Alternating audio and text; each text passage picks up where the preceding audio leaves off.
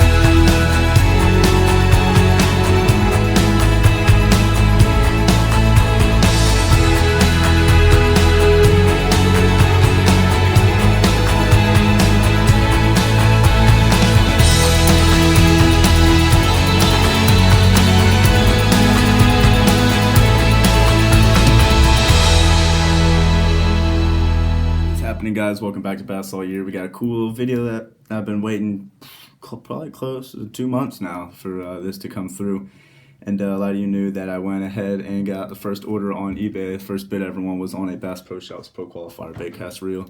This is the right hand retrieve, a 6:1 gear ratio with a couple issues on it. Now, going into the bidding war, I knew like the simple issues on it, like a loose handle.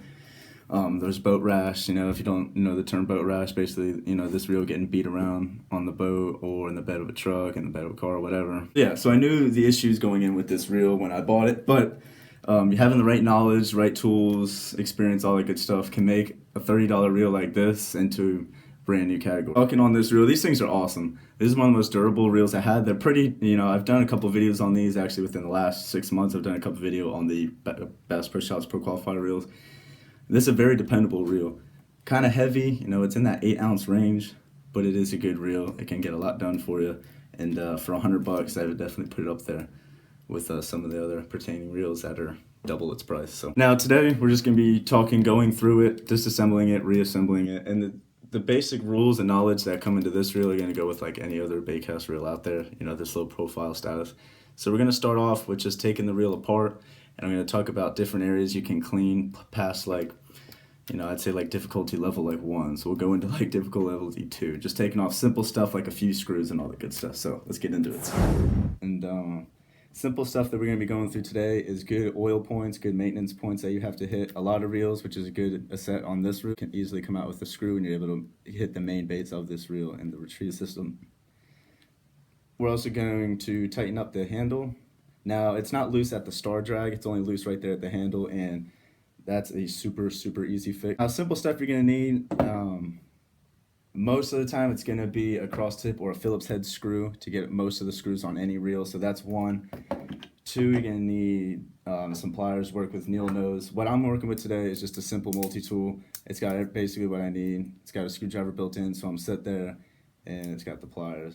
For cleaning wise, get yourself a good old handful of Q-tip. I'm immediately going to start with is getting this Phillips screw right here on the reel handle cover. And underneath this is just going to be a nut holding the handle to the star drags and that bar there. And then the cover. Then here's that nut. I can guarantee you could probably, pretty much tighten and untighten it with my hand. Now, the previous owner who tried to tighten this up cross-threaded that nut pretty bad. I don't know if it'll focus on how you can see a little bit of a gap on the top side there. Cross-threaded the hell out of this, so that could be an issue, but cross-threaded the crap out of it. But they're just little, cheap little nuts that you can re-groove yourself, throwing it back on there. Yeah, he cross-threaded that thing bad. Look at how bad that thing was on there. So crooked. So that's the thing. Don't do the maintenance if you're not comfortable on it. I'm just showing you the basic, easiest ways, and you can see that this reel is just absolutely filthy. So after you remove that nut, now a simple little tip. I take everything and I put it in order of how it came off. That way, when you're reassembling, all you really have to do is just follow the line. Kind of get a Q-tip and clean up the ridges on this bar here. You can see absolutely filthy. Now what we're going to pull off is the star drag here. By simply holding the base of the reel just keeping it tight. That star drag is going to click all the way off till it stops clicking, and then it will come all the way to the end, and it screws right off. And underneath, it's greased pretty well under there, so we're not going to touch it at all. And then the only thing you have to do here, it's got a good amount of grease there on the inside, so we're not going to clean it up at all. It's kind of dirty in there, right in this gap, but we're not going to touch any of that because I don't have any more grease to put on. So we're just going to clean the shaft a little bit. Ton of crud that's getting in on that. Clean around the pivot. So you have to be careful when you're cleaning. If you're cleaning edges with a ton of dirt and applying new grease, you want to make sure you get all the old grease off. It's really bad to mix a good consistency of a lube in with bad stuff. And a lot of people ask if this is going to make the reel work smoother. Now, in some cases, yes. I've had other reels where it's had no, just a basic, level 2 clean down has done absolutely nothing for the reel. And what that's going to tell you is that it's a mechanical issue, is that something inside the reel is keeping you from getting that performance back. You're pulling the handle off, the cover to that, the star drag is going to come all the way off, and you're not moving anything else. Keep all that, unless you have grease and lube on hand, then you're able to put on a little Q-tip and rub it around right in between that gap there. That's the other thing, is have reel oil on and have it handy. The Abu Garcia reel oil is good stuff. I always was a fan of that. Shimano's reel oil is good. And have the real lube set side too, because not all parts you can just oil and expect it to be good. There are parts that need grease on. Or the attention knob, we're going to unscrew the tension knob all the way off. On these reels, they do not click. And then you need to pull the main bar that holds the side plate on, and you need to pull the side plate off as well. And then that's pretty clean in there, so we're not going to touch it. And a really, really good place is where the C-clip right here, because that's going to rotate with the reel, so lube that up as well. I'm going to pop the spool out, the spool bearing on it's pretty good. I'll take a Q-tip to the spool shaft. It's clean. Not a lot of wear on this, so it's so far so good on the reel. I haven't gone too far internal with it, but make your life easier when you're reassembling and putting that spool back in. Let's get some tape. Now in here, you can tell that this reel has just been conquering some serious scum, pond scum or, moss and whatnot that you find out on his local lake. So we're going to clean a lot of that off and really give this reel a little better of a presentation. So you can just come in and you can see junk is just going to be flying absolutely everywhere. Good way to clean a lot of the leftover stuff from the lake is just wetting the Q-tip. So, alright, so I'm going to go into here, really just clean up everywhere on these edges, get this all nice and cleaned up. Another really good cleaning tool to get up in spots where the Q-tip can't really reach or clean out is a toothpick. You're able to get a lot of scum and stuff that clumps up in tight little areas where you can't really get it out with the Q-tip. Like, look at that chunk right there. Straight scum that was just so packed in, I wasn't able to get it out with the Q-tip that I'm pulling off of this reel. It's a couple screws you're looking at.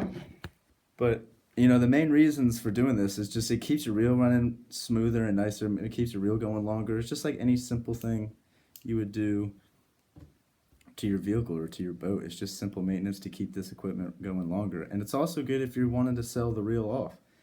If you're looking to sell, you're able to up your value a little bit more if the reel looks a little bit better. You clean it up a little bit, give it some attention, a little TLC can go a long way and up the value of your reel when you go to sell it.